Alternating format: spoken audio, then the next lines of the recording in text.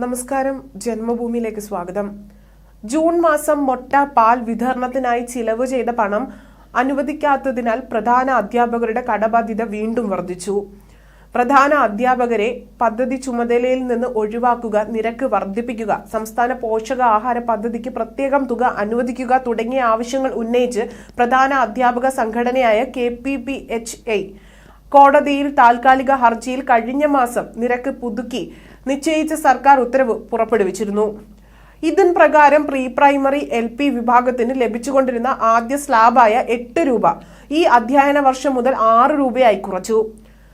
150 കുട്ടികൾ വരെ 8 രൂപ, അതിനുമേൽ 500 വരെ 7 രൂപ, 500 മേൽ 6 രൂപ എന്ന സ്ലാബിലാണ് മുൻപ് തുക അനുവദിച്ചിരുന്നത്. സംസ്ഥാന പോഷകാഹാര പദ്ധതിയായ മുട്ട പാൽ വിതരണത്തിന് പ്രത്യേകം തുക അനുവദിക്കുമെന്നും സർക്കാർ കോടതിയെ അറിയിച്ചിരുന്നു. എന്നാൽ ഇതുവരെയായും ഉത്തരവ് പുറപ്പെടുവിക്കാത്തതിനാൽ പ്രധാന അധ്യാപകർ കടുത്ത പ്രതിഷേധത്തിലാണ്.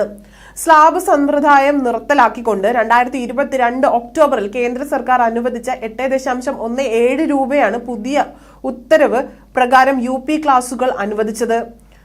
അധ്യയന വർഷം ആരംഭിച്ച് 2 മാസങ്ങൾ ആയിട്ട് പോലും പദ്ധതി നടപ്പിന് സംബന്ധിച്ച് നിർദ്ദേശങ്ങൾ അടങ്ങിയ സർക്കുലറും പുറപ്പെടുവിച്ചിട്ടില്ല. ഇതുമൂലം പദ്ധതി അവതാളത്തിലായിരിക്കുകയാണ്.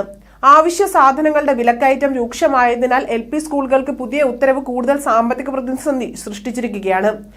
8 രൂപ ലഭിച്ചിരുന്ന ഈ വിഭാഗത്തിന് കുട്ടി ഒന്നിന് 2 രൂപ കുറഞ്ഞിരിക്കുകയാണ്.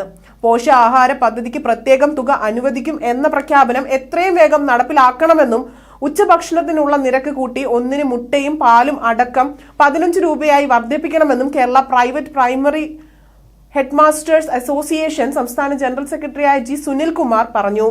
President P. കൃഷ്ണപ്രസാദ് എന്നിവരും ആവശ്യപ്പെട്ടിട്ടുണ്ട്.